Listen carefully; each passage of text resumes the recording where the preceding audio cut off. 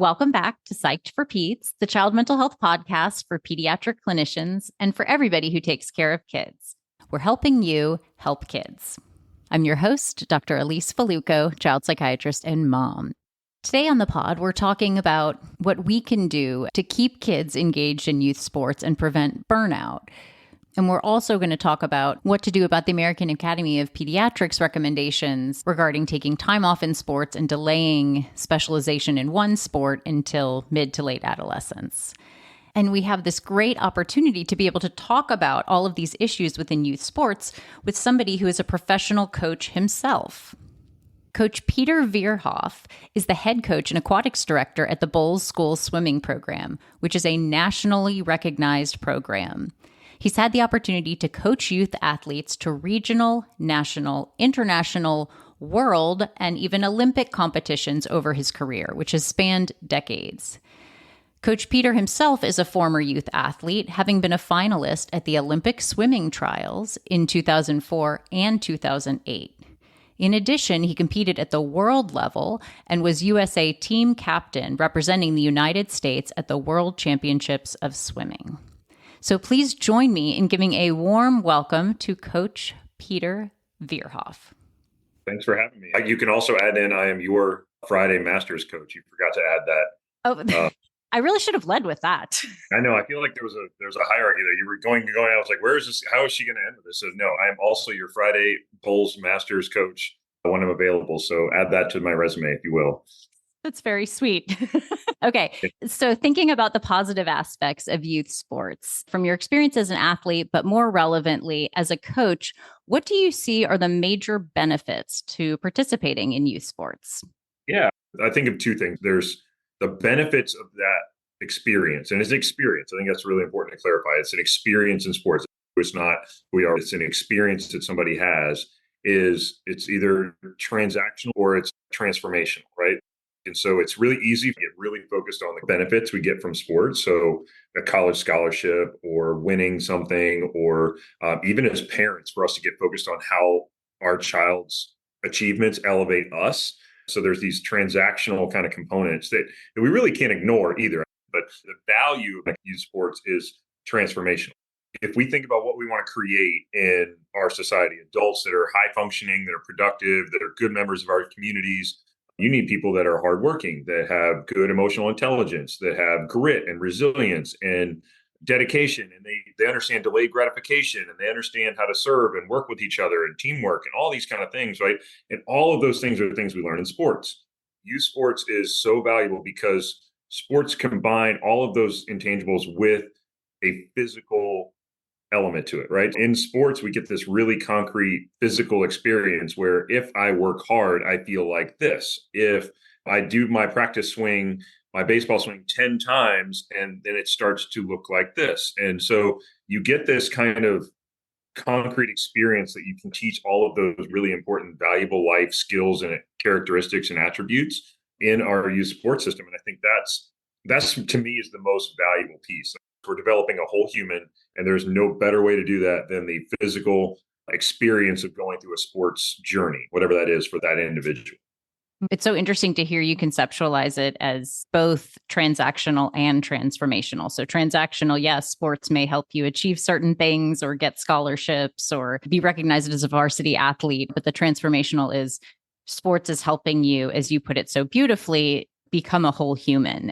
Working through hard things helps you and generalizes across other areas of life. It's this incredible training tool, in addition to having all the other physical and mental health benefits. So with all of the potential benefits of participating in youth sports, it's so sad to learn that in the United States, 70% of kids drop out of organized sports by the time they turn 13. So they miss out on all these benefits. And while there are many reasons that kids drop out of sports, probably the most common ones are that they stop having fun or it becomes too much of a time commitment and keeps them from other things that they enjoy better. A lot of fantastic athletes end up overtraining and then burning out.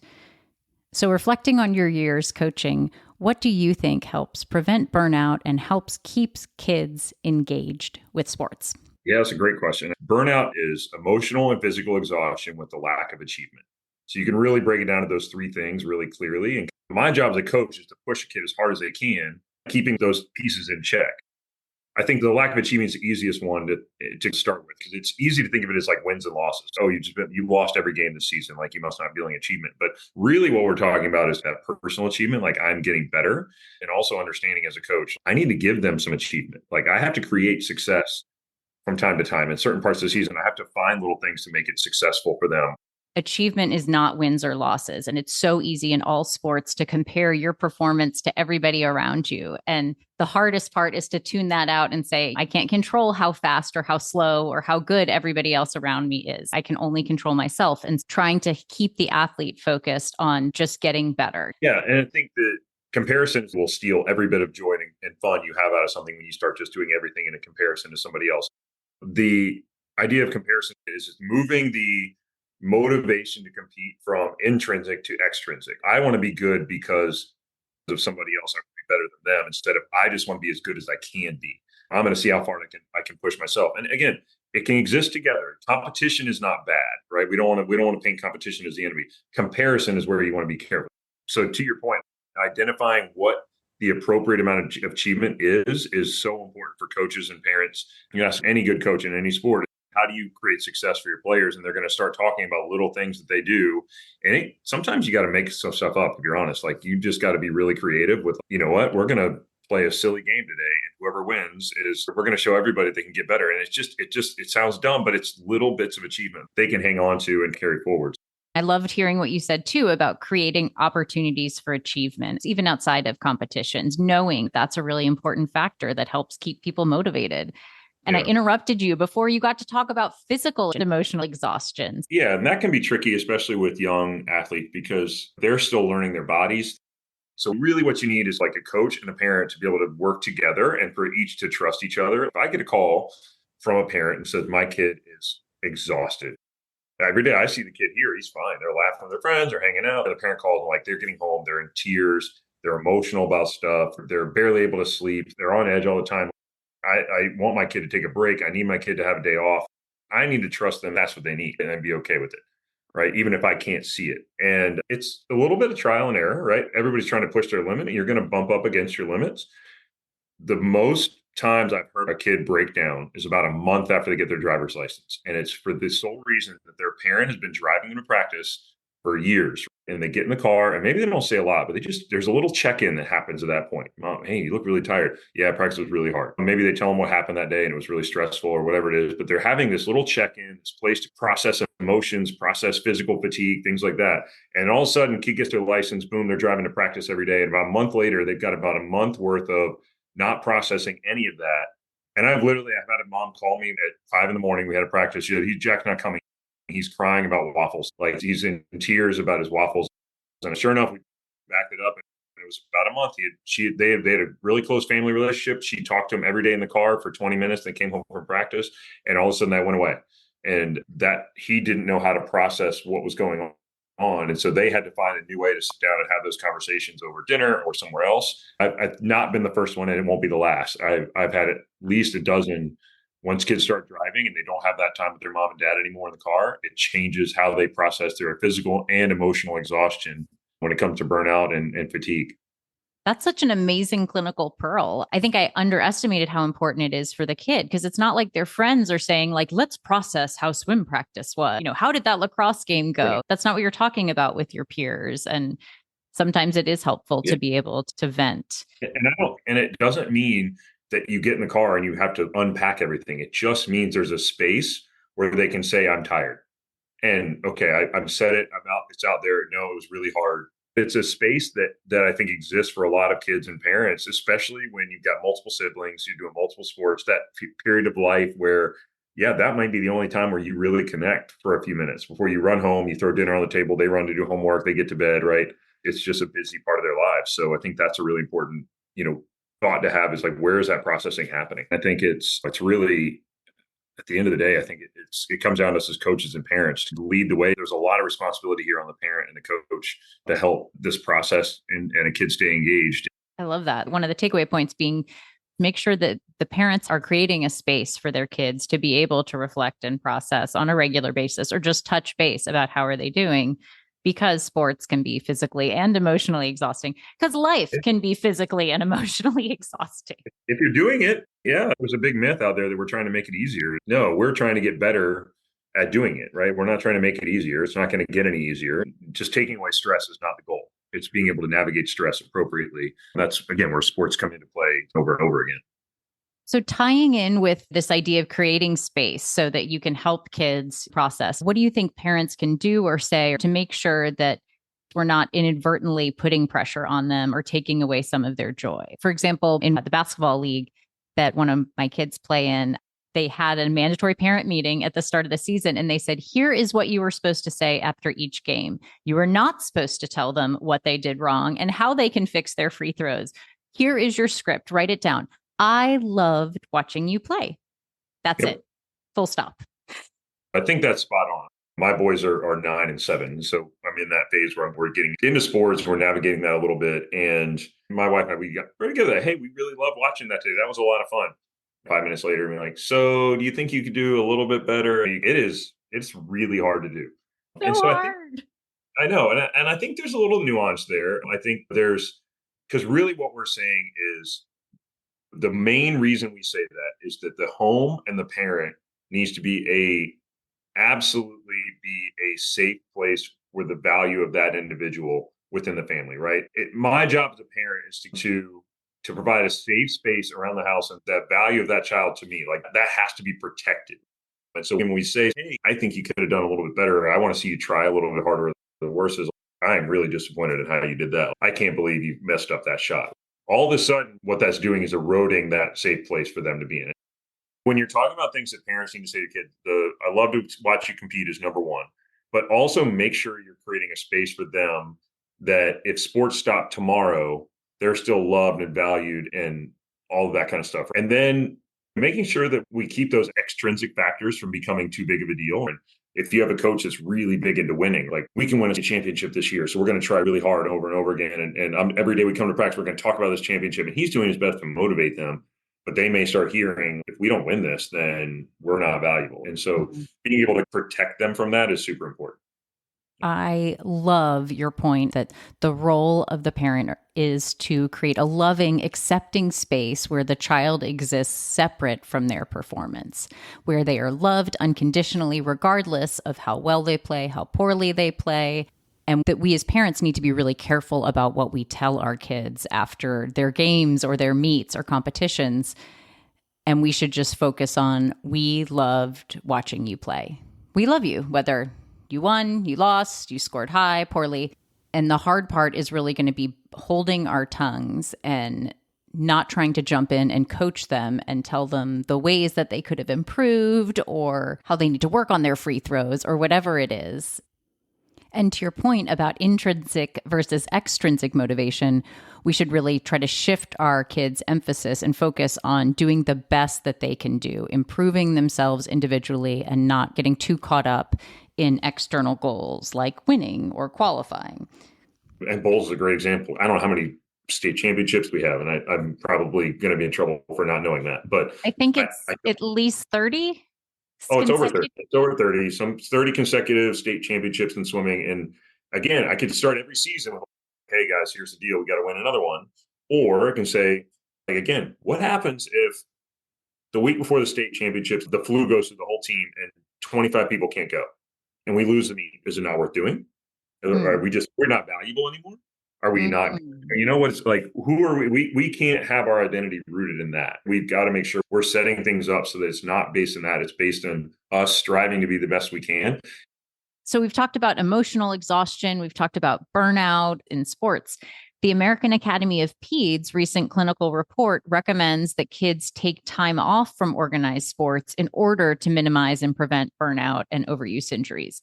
Specifically, their recommendation is to take a day off a week and up to 2 to 3 months off of organized sports per year. Now, as a coach of very elite athletes, I have to ask you, how do you feel about this? Do you think this is a reasonable ask? Yeah, it's a great topic to wrestle with. And this is probably the thing I wrestle with at Bolles the most in terms of the coaching aspect of my job. Because the easy answer is like, if I just get everybody in the water every day for a year, they're going to get better. I know that they will. Now, there's a point at which you won't, but for how we train and what we do, the more we do, the better. And so there's this concept of, okay, what's the appropriate amount of time off? And we've gotten a little bit better at managing that. Is it reasonable to take time off? Yes, we need to have healthy humans that learn how to take time off and reset. And oh, by the way, when kids take time off, they grow, especially in swimming. We're stressing their bodies a lot. If we want them to grow and get bigger, we have to let them grow, right? And they need energy to do that. So every time we have taken a break, we've noticed growth spurts, things like that. It really, it's a big difference. You're decreasing your stress and you're allowing for growth spurts. And so there's actually positive physical growth that occurs during rest and recovery. I do believe in the 1 day a week. I think that's really important. I think that's probably rooted for me a little bit in faith and just having a day where you need to just rest and recharge. And of course, as a parent of two kids, our Sunday is not anything restful. It's planning and sports and all the other stuff. But specifically for swimming in high school here, we have Sundays are off, and that's pretty important. We try to protect that as best we can. And then the idea of 2 to 3 months off a year, I think that maybe means more spread out. You take 2 weeks off, start the next thing. The other benefit to that we see and that we don't take advantage of often enough in swimming is it comes down to teaching and learning. So our brains, as we're trying to learn a new skill, like we're trying to create motor neural patterns that they're doing over and over again, especially in a sport like swimming or running where it's super repetitive. You do a freestyle stroke how many thousands of times in a single practice, right? And we're trying to break that stroke down and improve it. It's really hard to do when you're doing it over and over and over and over again. But when we do take that 2-week break, you're letting that all of those neural pathways just settle and calm down. I'll have a kid working on a technical change for 8 months of a season, just every day trying to do it over and over again. They get it right, they get it wrong, they can't do it. It shows up just a little bit. They take 2 weeks off, and the first week back in practice, they got it like that. Wow. There's some real value in that. And then again, it depends on the sport. Swimming is an aerobic based sport. Like the way that swimming works is technical, yes, but also based on these energy systems. There are some people, their body morphology is that they need to do more to be better. If they take 3 weeks off, they're actually going to go backwards, right? And again, the team sports, some skill-based sports, those are very different, right? They're not relying on an energy system per se to perform well, but I think that you need to maintain a certain level of aerobic fitness to be able to keep going. And I think I like what you said about two things. One, that the 2 to 3 months off is not on block, that it's a total of 2 to 3 months spread out over the year. And so it could look like a couple weeks off here and there. You can get 2 weeks off. Usually that first week is decompression, right? That first week is they're actually like not actually recovering. They're actually just recovering from what they were doing. The second week is when they start to normalize and they're that new kind of pattern of living or activity or whatever it is takes. And then what happens is at the end of that second week is when they start craving to come back. And I think those are the best breaks. That's somewhere in that 2 to 3 week range. And again, we don't get an opportunity to do that at Bolles. Last year, we got no more than a week off. But again, the type of athletes you're coaching are very elite and competing at nationals and on the world stage. And so for them, maybe the idea of taking 2 to 3 months off per year may not make sense with their goals to be competing at that level. Whereas we know the majority of youth athletes that we're talking about are not training to be competing at the world level. And so for them, their goals may be different. Their goal is to prevent burnout, prevent overuse injuries, maintain a healthy, positive relationship with sports for their life so that they continue to be active. I think you and I have talked before about how like one of your sons who plays baseball has some teammates who maybe at age 6 are doing year-round baseball and weekend competitions. And they're like, I am building the world's future baseball player. So the American Academy of Pediatrics is really trying to counter the pressure to specialize in sports early. And so they specifically have said you really should be a multi-sport athlete if you can, and delay choosing one or specializing in one sport until mid to late adolescence. How do you help the families of the student athletes that you coach navigate this pressure to just do swimming? Yeah, this is a tough one for some coaches because our sport is like the relationship with the water. Like we're not fish, right? We're humans. We're not evolved to be in the water. So like you have to work on how you are in the water. Getting into swimming, you've got this kind of aerobic component that you can't take a season off of swimming, not touch the water, and only do like basketball, right? There's some benefit there, but you're going to lose ground in swimming for sure. So from your perspective, doing multiple sports in addition to swimming is not necessarily cross-training you or preparing you to be a better swimmer. Whereas to your earlier point, for some of the team-based sports like basketball or lacrosse or football or soccer, that some of those skills that you practice on the field in one sport may translate to another sport and help you with overall and general athleticism. So it sounds like for swimming, it may be a little bit of a different story. So final take-home points that you would have, any tips or advice you'd want to share to try to promote healthy involvement in youth sports? Yeah, I think most of what I see is people just lose sight of what's really important in sports. Youth sports is about developing great people. It's not about the next generation athlete. You're going to get some great athletes out of it, but they're going to make that decision to do that probably beyond their high school years, right? Mm-hmm. Get clear with what you want. What does good look like? We got to think through, what does good look like for my kid? And really what good should look like is a productive member of society, a great parent, a great sister, brother, friend, whatever it is. Like, how are we creating those people, business leader, entrepreneur, whatever it is? Like, how are we setting them up for that? What you've said throughout the entire podcast is it's really important that kids have a holistic focus on sports, and that parents work to foster that, and the coaches work to foster that, and to be able to see that, yes, sports is so important and it's a vehicle for a lot of great things, not the least of which is helping the athlete and the child develop. I think you've really brought up so many important points during this discussion. I just want to recap and highlight some of them. We talked about how parents and coaches can foster engagement in youth sports by trying to find ways for kids to feel achievement, to feel success, regardless of win or loss records. We talked about the importance of managing physical and emotional exhaustion, and specifically that it is critical that parents and families create a space for kids where they feel loved and accepted, regardless of their performance, regardless of whether they win or lose.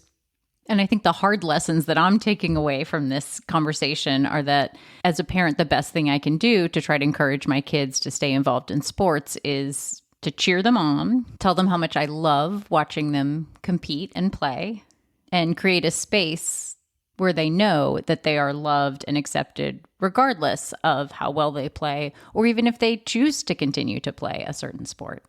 Well, I want to thank our incredible special guest, Coach Peter Verhoef, and thank our listeners and friends and colleagues at Psyched for Peds.